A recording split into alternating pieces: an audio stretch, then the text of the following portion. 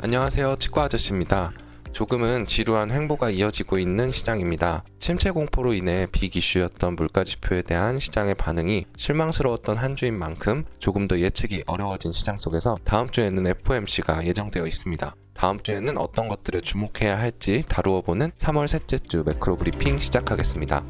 이번 주 가장 중요한 일정으로는 역시 목요일 FOMC 그리고 이후 이어지는 파월 의장의 인터뷰가 있습니다. 또한 여러 경기 지표들이 발표될 예정이어서 시장이 민감하게 반응할 가능성이 존재하는 한 주입니다. 침체 공포가 드리워진 만큼 경기 지표들이 양호한 수준으로 발표되는 것이 시장에 긍정적일 것으로 생각됩니다. 특히 애틀랜타 연준 GDP 나우가 발표되는데 이 지표는 워낙 변동성이 심하고 노이즈가 잦은 지표이기에 신뢰도가 높지는 않지만 경기 지표에 대한 관심이 높아진 상황이고 지난번 수치가 아주 낮게 나온 만큼 조금 주목할 필요가 있겠습니다. 지난주 물가 흐름을 간단히만 살펴보고 넘어가겠습니다. 전반적으로 수치 자체는 둔화가 나타났다고 판단해 볼 수 있는 상황이었는데 세부 항목에서 발견된 불안감이 있었고 침체에 대한 공포가 시장을 지배한 만큼 물가 조절되는 것만으로는 부족해 라는 심리가 작용한 것으로 생각됩니다. 시장이 상승하기 위해서는 경기 지표들을 통해 판단하는 최소한의 성장성이 지표를 통해 보여질 필요가 있어 보입니다. 때문에 이번 주 경기 지표들의 수치에 따라 시장은 민감하게 반응할 가능성이 존재하겠습니다. 전반적으로 제조업 지수들이 둔화세를 보이고 있어서 시장에 안 좋은 영향을 줄 수 있어 주의할 필요가 있겠습니다.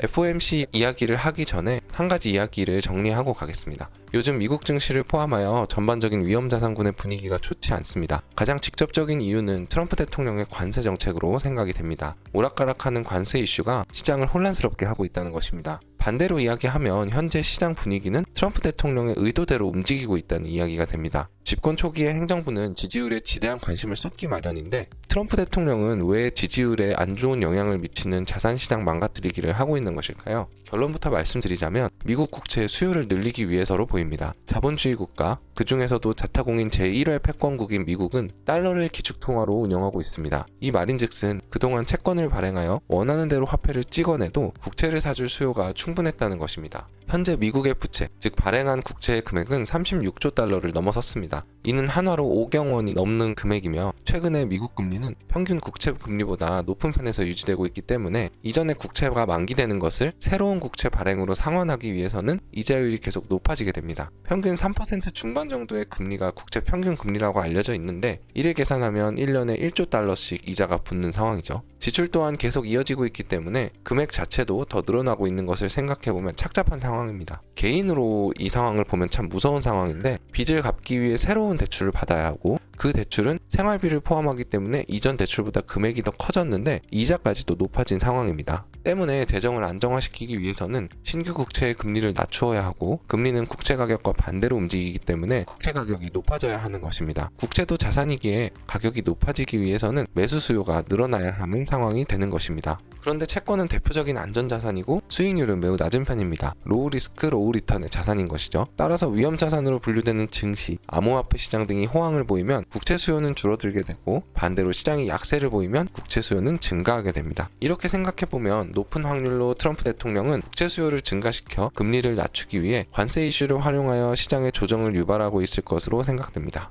트럼프 대통령이 의도를 했든 어쨌든 주식시장은 조정 국면에 들어섰고 이에 따라 국채 선호도는 증가하여 10년물 금리는 하락세를 이어가고 있습니다. 그리고 지난주 발표된 물가지수도 안심하기는 이르다는 관점이지 적어도 물가가 상승하고 있다는 관점은 아니었습니다. 행정부와 독립기관이라고는 하지만 마냥 자유로울 수는 없는 연준, 그리고 국채 금리는 하락하고 물가는 조절되고 있는 상황을 인지하여야 합니다. 국민들이 침체에 대한 우려가 발생하고 있다는 점 역시 잊어서는 안 됩니다. 그렇다면 파월 의장이 이번 FOMC에서 그렇게 매파적인 발언을 할 가능성은 높지 않다는 것을 생각해 볼 수 있습니다. 패드워치로 살펴본 기준금리 예상치 역시 동결될 가능성이 높아 큰 이변을 일으킬 가능성도 높지 않겠습니다. 정리해보자면 이번 FOMC는 하방 변동성을 크게 일으킬 가능성은 높지 않겠다고 정리해 볼 수 있겠습니다. 이번 주에는 경기 지표들과 FOMC, 특히 파월 의장의 발언에 대해 집중해야겠습니다. 다만 말씀드렸듯이 파월 의장이 매파적으로 나올 가능성이 그리 높아 보이지는 않는 상황입니다. 그래서 이번 주 키워드는 FOMC로 꼽아볼 수 있겠으며 다양한 지표와 FOMC가 예정되어 있는 만큼 리스크 관리에 더 힘쓰는 한 주 되시기를 바라겠습니다. 3월 셋째 주 매크로 브리핑 마치겠습니다. 감사합니다.